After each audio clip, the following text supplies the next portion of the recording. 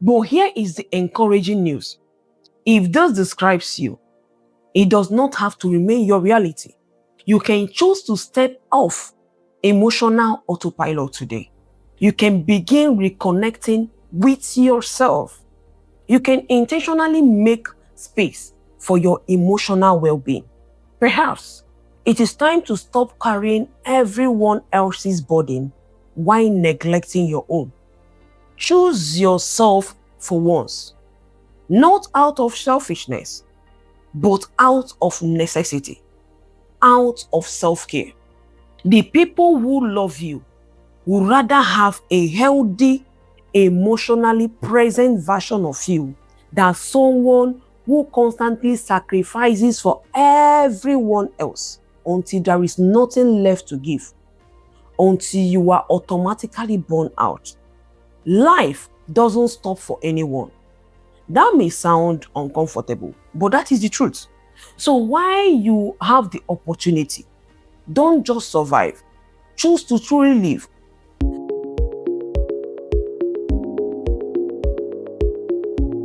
Now, what can be done? The good news is that emotional autopilot is not permanent. Like an habit, it can be changed with intentional awareness and constant practice. Here are some few practical ways to reconnect back to yourself. One is emotional weather check. Right now, wherever you are, take 3 slow, deep breaths. Then honestly ask yourself these 3 questions. How am I really doing today? What emotion am I feeling right now? What is the emotion trying to tell me? Do not rush over these answers. Be honest with yourself.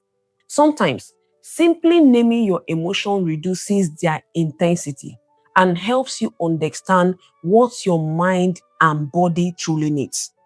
Make it a habit to pause throughout your day and notice your emotions, physical sensations, thoughts, and experiences. Those small moments of awareness, when practiced consistently, help you become more intentional, emotionally balanced, and fully present in your own life. Secondly, create a mindful anchor. What is an anchor? An anchor is a heavy iron device used to hold large vessel like ship in place and prevent it from drifting. Set aside a few moments each day to intentionally do something just for yourself.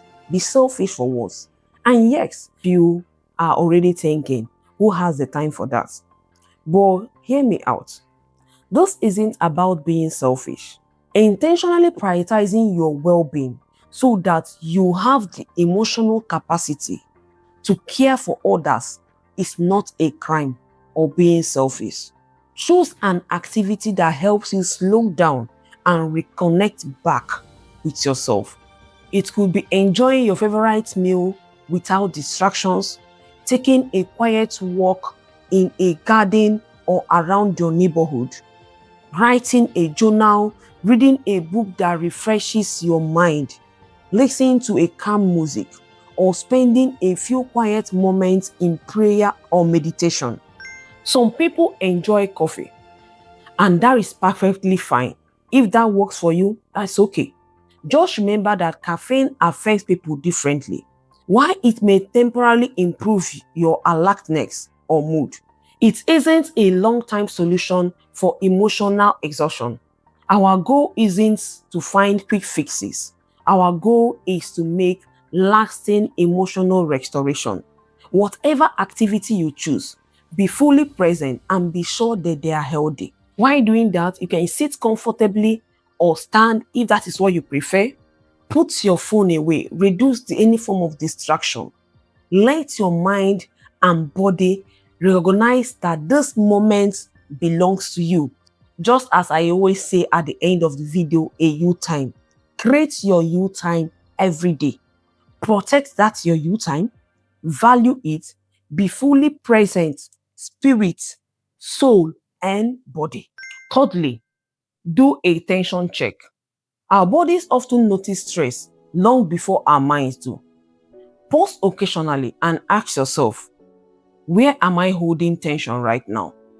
Is it in your shoulders, or your jaw or your chest area or even in your stomach, then gently ask yourself, what emotions could be connected to this tension?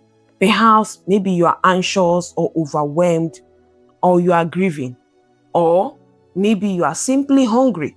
Sometimes we become too busy taking care of everyone else that we ignore our own basic needs. If your body needs food, nourish it.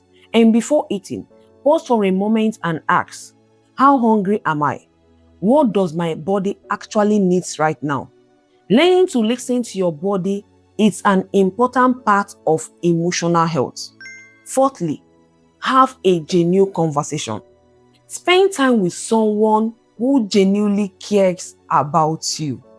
Someone who listens without rushing to judge you. Someone who makes you feel emotionally safe.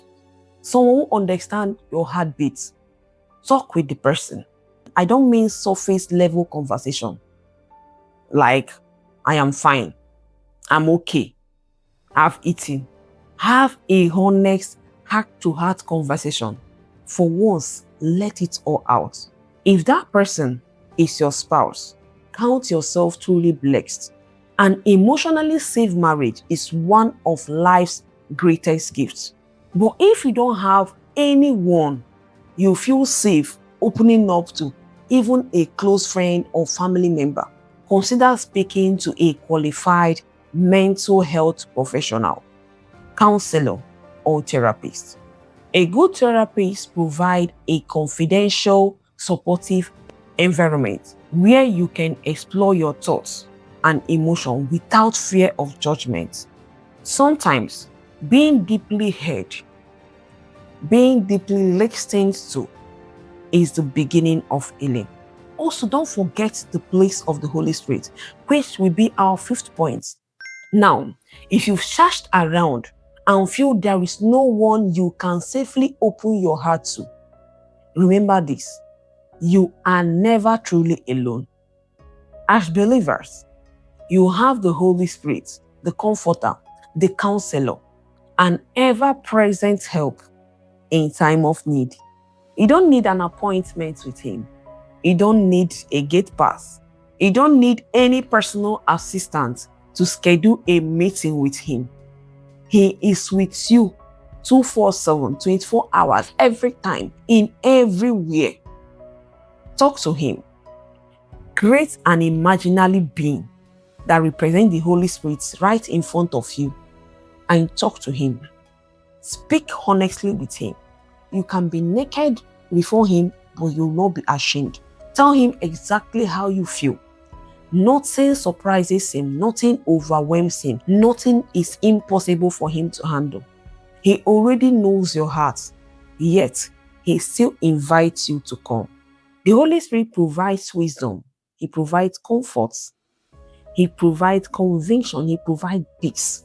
And the joy we earlier talked about, He also provides it. He gives you guidance because He loves you, and His love is genuine and unconditional. So, if everyone fails, there is this person that will not fail, and that is Him. So make Him your friend today and always talk to Him. The final point, which is number 6, is do a value check. When we are operating on emotional autopilot, we often act impulsively without considering whether our actions align with our values. So every now and then, pause and ask yourself, does what I'm doing right now reflect the kind of person I want to become? And am I doing this because I genuinely want to do them, or because I feel obligated, or simply because it has become a habit? Understanding the motive behind our actions help us respond intentionally instead of reacting automatically, which is emotional autopilot. It allows your choices to align with your values rather than your emotions alone.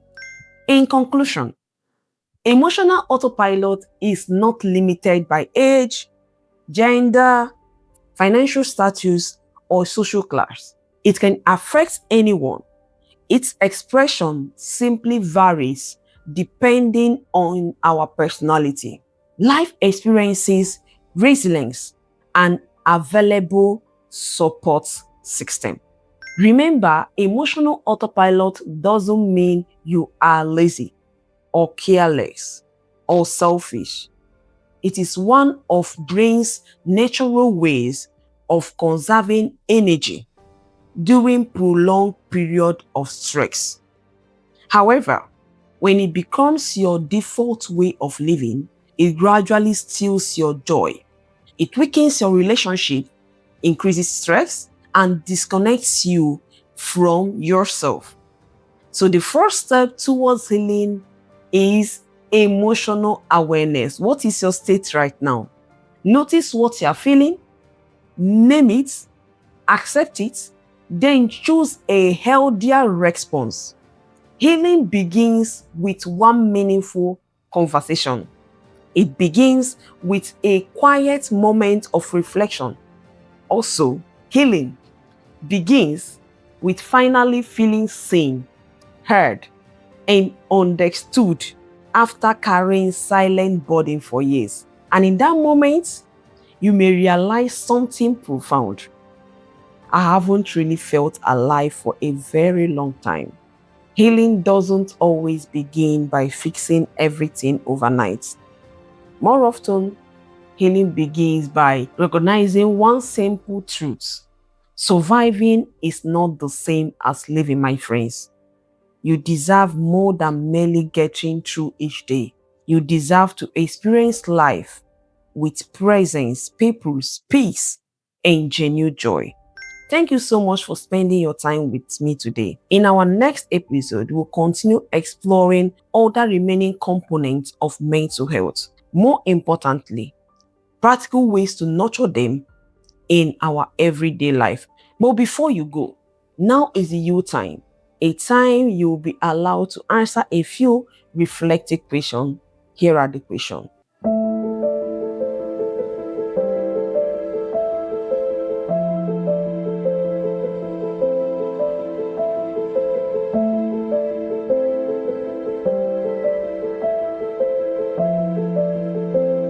Take your time to respond to those questions either privately in your journal or in the comments if that is okay with you. Also write some practical steps on how you can improve on that. And if you find this video helpful, please do not forget to like, share, leave a comment, and subscribe to the channel. Also follow us on all social media platforms at La Empressor because we have many more insightful conversations coming your way. Until next time, take care of your mind, protect your peace, choose joy, and remember, healing doesn't always begin with a giant leap. Sometimes it begins with an intentional step. I am Midway, reminding you that a healthy mind builds a healthier life. I will see you in the next episode. Bye for now.